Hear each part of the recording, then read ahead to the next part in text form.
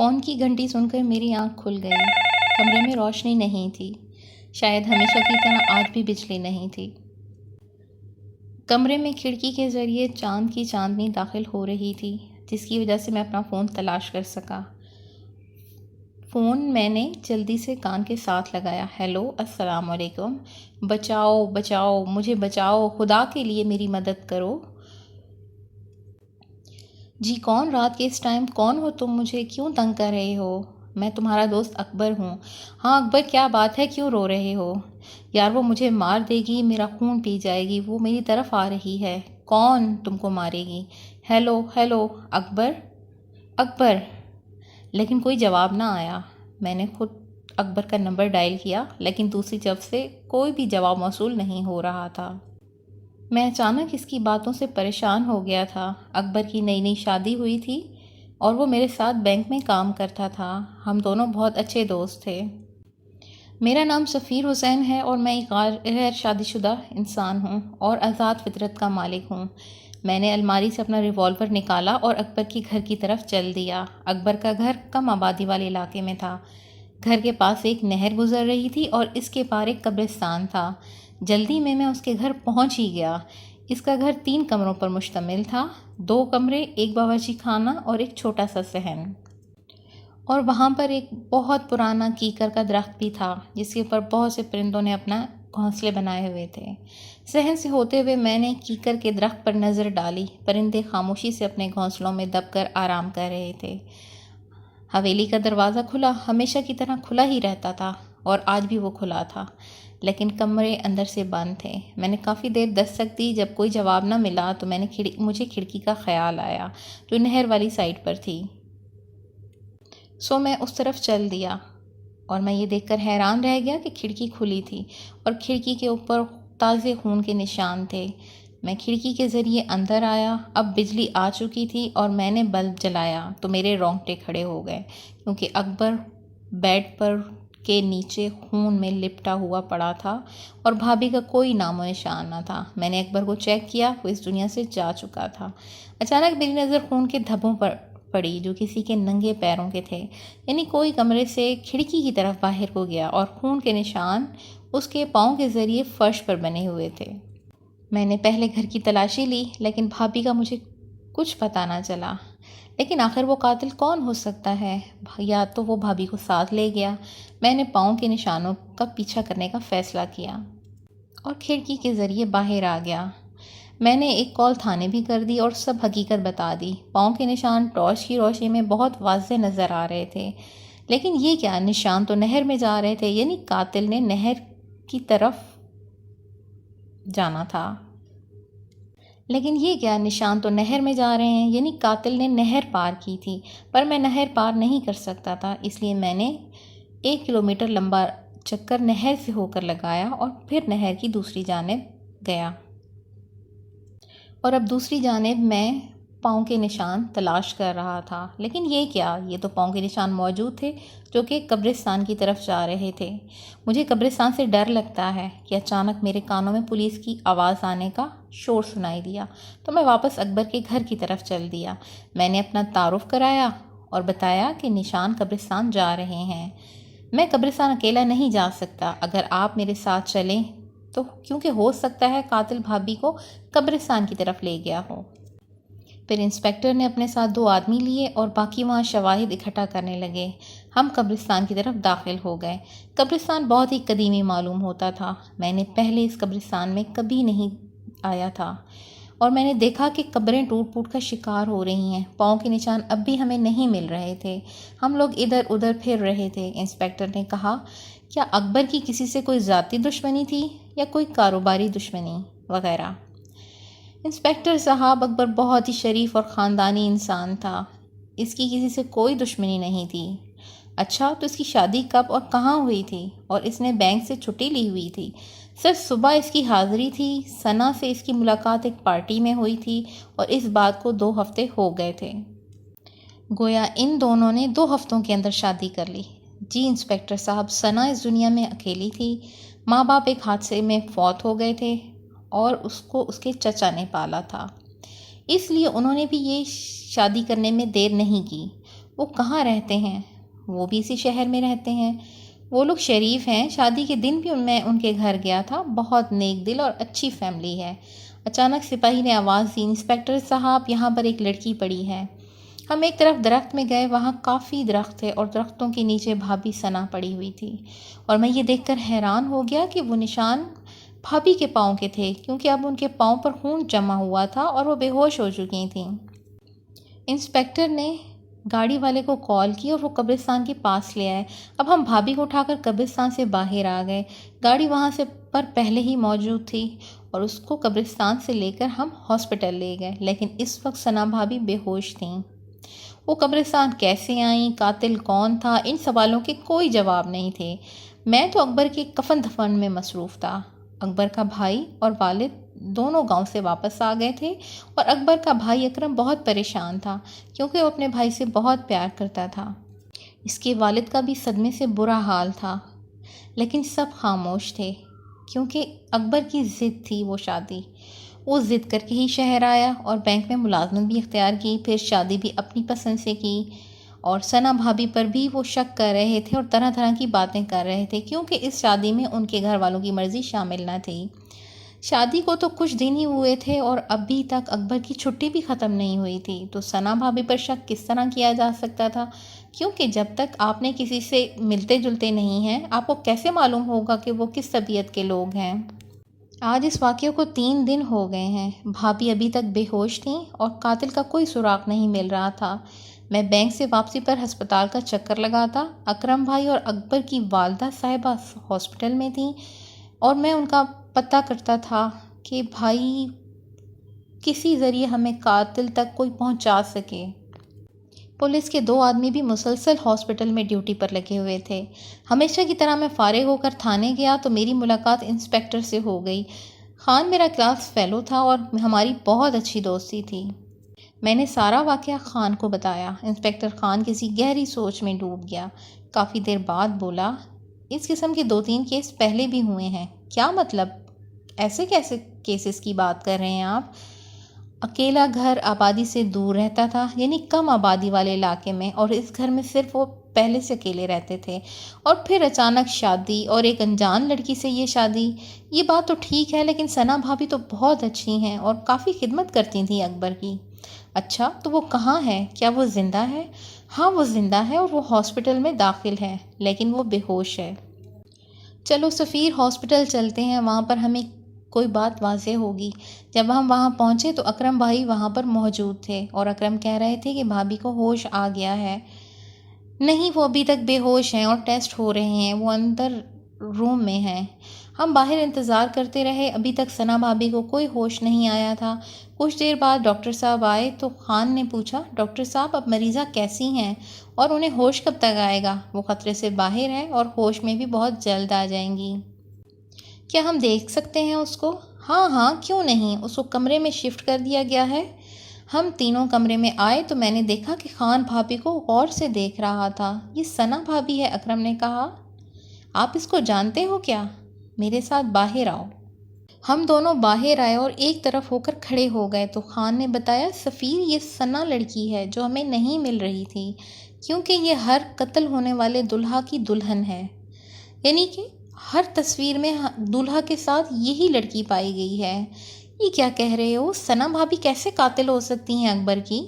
یہ میں نہیں کہہ سکتا، لیکن اس پر شک ضرور کیا جا سکتا ہے۔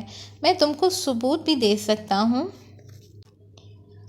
اور مجھے ان کی ہر دولہے کے ساتھ تصویر نظر آئی ہے، لیکن اس کے بعد سے یہ لڑکی غائب ہو جاتی تھی۔ مجھے اس کا نہیں پتا کہ وہ کہاں غائب ہوئی ہے، لیکن میں حیران ہوں کہ وہ اس بار کیسے پکڑی گئی۔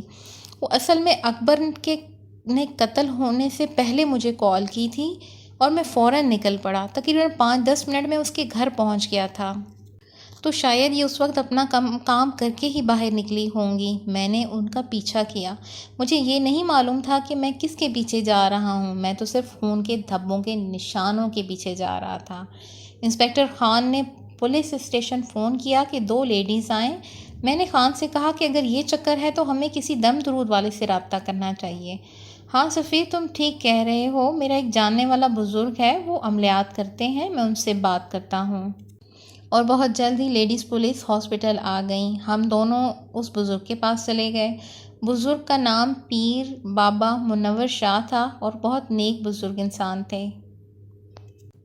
ان کے آستانے میں ہر وقت ہجوم رہتا تھا، ہر وقت کوئی نہ کوئی ان کی خدمت میں موجود ہوتا۔ خیر ہم نے پہلے سے کال کی ہوئی تھی، اس لیے وہ ہمارے منتظر تھے۔ میں نے انسپکٹر صاحب سے ساری بات حقیقت پیر صاحب کو بتا دی۔ پیر بابا نے آنکھیں بند کیں اور وہ عمل پڑھنے لگے۔ اچھا تو آپ لوگ کیا چاہتے ہیں، اس لڑکی کی حقیقت یا اس کا خاتمہ، یا پھر آپ اس کو کچھ سخت سزا دینا چاہتے ہیں؟ پیر بابا آپ ہمیں پہلے یہ بتائیں کہ وہ کون ہے اور کیوں کر رہی ہے ایسا؟ پیر بابا نے کہا وہ مکمل انسان نہیں ہے اور نہ ہی وہ مکمل چڑیل ہے۔ وہ ایک انسان اور چڑیل کے ملاپ سے پیدا ہوئی ہے، یعنی چڑیل کی بیٹی۔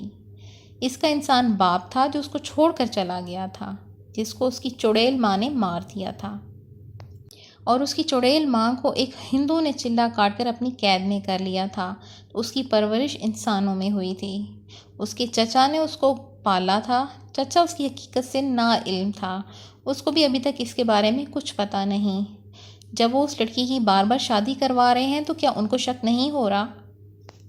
آپ لوگوں نے دیکھ لیا ہوگا کہ وہ چڑیل کی بیٹی بہت خوبصورت، معصوم اور بھولی بھالی صورت لے کر پیدا ہوئی ہے۔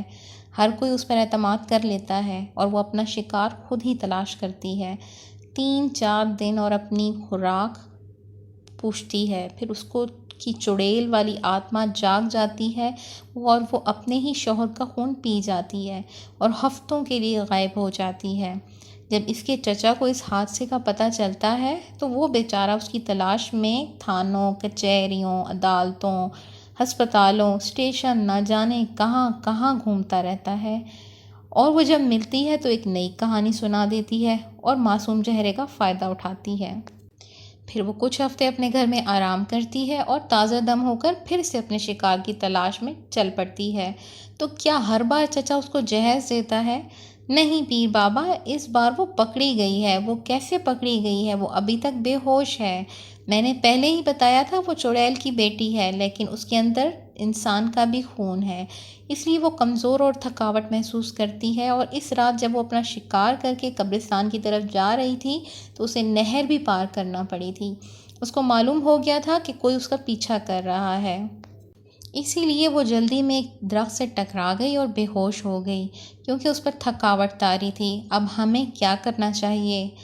آپ اس کے ساتھ کیا کرنا چاہتے ہیں؟ اس کو زندہ رکھ کر سزا دینی ہے یا اس کو ختم کرنا ہے؟ کیا پیر بابا اس پر کوئی گولی اثر کرے گی؟ ہاں کرے گی، لیکن یہ ضروری نہیں کہ اس کی موت اس گولی سے واقع ہو جائے۔ اس کو مارنے کے لیے اسی قبرستان میں 3 دن کا چلا کاٹنا ہوگا، جس کے بعد اس چڑیل کی بیٹی میں چڑیل والی طاقت آ جائے گی۔ اس کے بعد آپ جو سزا اسے دینا چاہیں، جو تکلیف اسے دیں گے وہ آپ دے سکتے ہیں، لہٰذا اب چلے کے لیے کوئی شخص تلاش کرو۔ میں تو پہلے ہی 1 سال والا چلا کاٹ رہا ہوں، تو آدھی رات کا ہے، تو پہلے رات کسی پرانی قبر پر بیٹھ کر کرنا ہوگا۔ میں تیار ہوں، اس نے میرے دوست کو مارا ہے اور نہ جانے وہ کتنے لوگوں کو اپنا شکار بنائے۔ ٹھیک ہے سفیر بیٹا، یہ لو، یہ ستو کے دانے، کسی پرانی قبر پر بیٹھ کر ان دانوں پر چلا کرنا ہے اور حصار سے باہر مت آنا۔ کچھ بھی ہو جائے، چاہے میری آواز آئے یا میں خود آؤں یا وہ تمہارا دوست اکبر آ جائے، تم نے کسی کی بھی بات نہیں سننی بلکہ اپنا عمل جاری رکھنا ہے۔ میں نے بینک سے چھٹی لی اور میں چلے کے عمل کے لیے خود کو تیار کرنے لگا۔ میں نے پیر بابا کی بات مان لی، لیکن میرا دل تسلیم نہیں کر رہا تھا کہ بھابھی ایک بے رحم قاتل ہو سکتی ہے۔ کیا وہ چڑیل کی بیٹی ہے؟ رات کا وقت تھا، فون کی گھنٹی سن کر میری آنکھ کھل گئی تو یہ اطلاع ملی کہ بھابھی ثنا ہاسپٹل سے فرار ہو چکی ہیں اور اس بارے میں کچھ نہیں معلوم۔ اور اسی وقت انسپکٹر سے میری بات ہوئی تو اس نے کہا، سفیر بھائی اب وہ چلا کرنا ہی ہوگا، کیونکہ خدا نہ کرے کہ وہ کوئی اور کام کرے اور کسی اور انسان کی جان چلی جائے۔ صبح ہوتے ہی میں بینک گیا، بینک سے چھٹیاں لے لیں اور انسپکٹر خان کے پاس گیا۔ میں نے پولیس اسٹیشن کیا اور وہ میرا انتظار کر رہے تھے۔ ہاں تو چھٹی لے لی؟ جی ہاں بالکل لے لی ہے۔ ٹھیک ہے، چائے پیو گے؟ میں نے کہا نہیں۔ چلو اب ہم ثنا کے چچا کے گھر چلتے ہیں۔ ٹھیک ہے، میں تیار ہوں، اور مجھے اس کے گھر اچھی طرح سے یاد ہے۔ ایک پڑوسی سے پتہ چلا کہ کل رات کو جہانگیر صاحب کا انتقال ہو گیا۔ اس لیے اس کو دفن کرنے کے لیے سب لوگ ان کے آبائی گاؤں گئے ہوئے ہیں۔ کیا ثنا بھی ان کے ساتھ ہے؟ ظاہر بات ہے، ثنا باجی چچا جہانگیر سے بہت پیار کرتی تھیں، انہیں تو جانا ہی چاہیے تھا۔ اور ان کا گاؤں کہاں ہے؟ انسپکٹر نے پوچھا۔ ان کا گاؤں کا نام کیا ہے؟ لال سندر والا ہے شاید، وہ موٹر وے کے ساتھ ہے، فیصل آباد سے کچھ پہلے ہی۔ ہم سب نے پیر بابا کے پاس چلے گئے اور انہوں نے کہا کہ اس بات کا فائدہ اٹھا لو سفیر، تم اپنا چلہ آج رات سے شروع کر لو، اور انسپکٹر خان تم بے شک اس کے پیچھے گاؤں چلے جاؤ۔ اگر وہ وہاں نہیں ملتی یا وہاں سے غائب ہوتی ہے تو مجھے اطلاع دینا، میں پھر عمل سے پتہ لگاؤں گا کہ وہ کہاں پر ہے۔ ٹھیک ہے پیر بابا، جس طرح سے آپ کا حکم۔ پھر میں قبرستان چلا گیا اور رات کے لیے جگہ تلاش کرنے لگا۔ جلد ہی میں نے ایک پرانے درخت کے پاس ایک پرانی قبر دیکھی اور اس پر ایک نشان لگا دیا اور کھانا کھا کر سو گیا۔ میری آنکھ شام کو 5 بجے کھلی، ابھی اندھیرا ہونے میں کچھ دیر باقی تھی۔ میں اپنی جگہ پر پہنچ گیا تو میں نے وہاں کا حصار کھینچا اور میں اس قبر کے پاس بیٹھ گیا اور اپنا چلہ شروع کر دیا۔ پہلی رات نہایت پرسکون گزری۔ انسپکٹر خان ثنا کے گاؤں گئے ہوئے تھے اور میں گھر آ کر سو گیا۔ دن کی بہت سی کالیں دن میں آتی رہیں مگر میں نے اپنا فون اٹینڈ نہیں کیا۔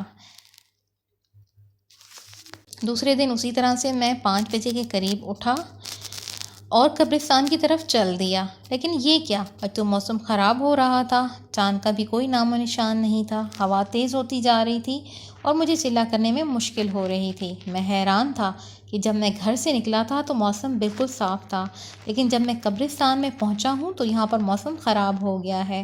خیر میں علم کے پڑھنے لگا، جو چیزیں مجھے پیر صاحب نے بتائی تھیں، تو اچانک سے بہت موسم خراب ہو گیا اور آسمان پر بجلی چمکنے لگی اور بادل شور کرنے لگے، تیز تیز ہوائیں چلنے لگیں اور اتنا شور ہو رہا تھا کہ مجھے عمل کرنے میں نہایت مشکل ہو رہی تھی، اور کچھ ہی دیر بعد بارش شروع ہو گئی۔ لیکن یہ کیا، بارش تو حصار کے باہر ہو رہی تھی اور جس جگہ پر میں بیٹھا تھا وہاں پر کوئی اثر نہیں ہو رہا تھا۔ بادل خوب برسا، ہر طرف پانی ہی پانی ہو گیا، لیکن میں حیران تھا کہ ایک قطرہ بھی میرے قریب نہیں آیا۔ بارش ختم ہوئی، موسم صاف تھا، چاند نظر آ رہا تھا، چاندنی ہر چیز کو منور کر رہی تھی، بادل کا شور تھم چکا تھا اور اب مکمل خاموشی تھی۔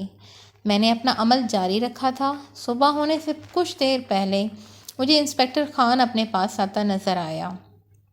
خان نے کہا، سفیر یہ عمل چلہ چھوڑ دو، ہم نے ثنا کو مار دیا ہے، اب وہ مر چکی ہے۔ لیکن اس وقت میں ہوش میں تھا، مجھے پیر بابا کی بات یاد تھی۔ میں بھلا چلہ کیسے چھوڑ سکتا تھا؟ میں چلہ کرنے میں مگن رہا۔ خان نے کہا، اٹھ جاؤ میرے دوست، کیوں دیر کر رہے ہو؟ آؤ، اپنا ٹائم ضائع مت کرو، میرے ساتھ آؤ، میرا ہاتھ پکڑو۔ خان نے میری طرف ہاتھ بڑھایا اور اس کے منہ سے چیخ نکل گئی اور وہ غائب ہو گیا۔ میں نے اللہ کا بہت شکر ادا کیا کہ مجھ سے کوئی غلطی نہیں ہوئی۔ صبح ہوئی تو میں گھر لوٹ آیا، کھانا کھایا، شام کو اپنے ٹائم پر دوبارہ اٹھا۔ اور یہ کیا، آج تو بہت سخت امتحان آنے والا تھا اور مجھے اس چیز کا آئیڈیا تھا اور میں اس کے لیے تیار تھا۔ آج مغرب کی نماز بھی میں نے قبرستان میں ادا کی، کیونکہ میں پہلے گھر میں ادا کر کے جاتا تھا، لیکن اب میں نے چلہ اپنے ٹائم پر دوبارہ سے شروع کر دیا۔ وہ تقریباً پڑھتا رہا اور تقریباً آدھی رات گزر گئی جب مجھے دور سے کسی کے قدموں کی آہٹ سنائی دی اور کوئی سفید لباس میں میرے طرف آ رہا تھا۔ قریب آیا اور میں نے دیکھا کہ وہ ثنا ہی ہے۔ نہایت معصوم صورت بنائے وہ مجھ سے معافی مانگنے لگی۔ سفیر بھائی مجھے معاف کر دیں، میں جتنا چاہتی آپ مجھ سے وعدہ کر لیں، میں آئندہ آپ کو کوئی نقصان نہیں پہنچاؤں گی، بلکہ میں کسی کو کوئی نقصان نہیں پہنچاؤں گی۔ کافی دیر کھڑی رہی، پھر خاموش اور مایوس ہو کر چلی گئی۔ کچھ دیر بعد تک تو خاموشی رہی، پھر میں نے دیکھا کہ سامنے تو پیر بابا آ رہے ہیں اور میرے سامنے آئے۔ انہوں نے کہا، بیٹا اس کو معاف کر دو، وہ تم سے معافی مانگ رہی ہے، یہی سزا اس کے لیے بہت ہے۔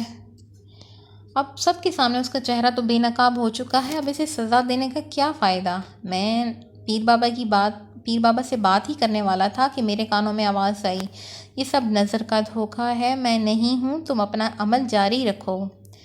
پھر وہ پیر بابا بھی چلے گئے۔ میں اسی چکر میں تھا اور اپنا چلہ پورا کر رہا تھا، اور ابھی صبح ہونے والی تھی کہ ایک دم قبرستان میں شور جاگ اٹھا۔ قبروں سے مردے نکلنے لگے، درخت ٹوٹنے لگے، پرندے بے چین ہو کر ہوا میں اڑنے لگے۔ کچھ درختوں کو تو آگ لگ گئی۔ جس قبر پر میں بیٹھا تھا وہ مسلسل تڑپ رہی تھی اور مجھے اپنا عمل کرنے میں مشکل ہو رہی تھی۔ پھر میں نے دیکھا ثنا بھابھی کے ساتھ چند اور لوگ میری طرف آ رہے تھے، جن میں میرا مرحوم دوست اکبر بھی تھا۔ انہوں نے مجھ سے کہا، ہم نے ثنا کو معاف کر دیا ہے، اب تم بھی اس کو معاف کر دو۔ میں نے ان کی ایک نہ سنی تو وہ غصے میں آ گئے اور مجھ پر قبروں سے پتھر اٹھا اٹھا کر مارنے لگے، لیکن کوئی بھی پتھر میرے حصار تک نہیں پہنچ سکتا تھا۔ کچھ دیر عمل جاری رہا، پھر سب مردے میرے پاس آنے لگے اور پرانی قبر بھی پریشان کرنے لگی، جس میں سے کسی بڑھیا کی آواز آ رہی تھی۔ میں نے آنکھیں بند کر لیں اور اپنا عمل جاری رکھا کیونکہ مجھے ڈر بہت لگ رہا تھا، لیکن اچانک سے یہ شور تھم گیا۔ میں نے آنکھیں کھولیں تو ثنا چڑیل کی بیٹی بے ہوش پڑی تھی، اور دور سے مجھے انسپکٹر خان آتا دکھائی دیا، اور اب صبح ہو چکی تھی۔ انسپکٹر خان نے بے ہوش ثنا پر فائر کیا، اس کو ہمیشہ کی نیند سلا دیا۔ میں اپنے حصار سے باہر نکلا۔ ہم نے ثنا کی لاش کو تابوت میں بند کر کے بغیر جنازے اور غسل کے ہی دفن کر دیا، کیونکہ نہ تو وہ مسلمان تھی اور نہ وہ پوری طرح سے انسان تھی، اور نہ تو وہ پوری طرح سے چڑیل تھی، بس وہ ایک چڑیل کی بچی تھی۔ مجھے آج بھی اکبر کی بات یاد آتی ہے۔ اس واقعے کو تقریباً 10 سال گزر چکے ہیں، لیکن یہ بات میرے ذہن سے نہیں نکلتی۔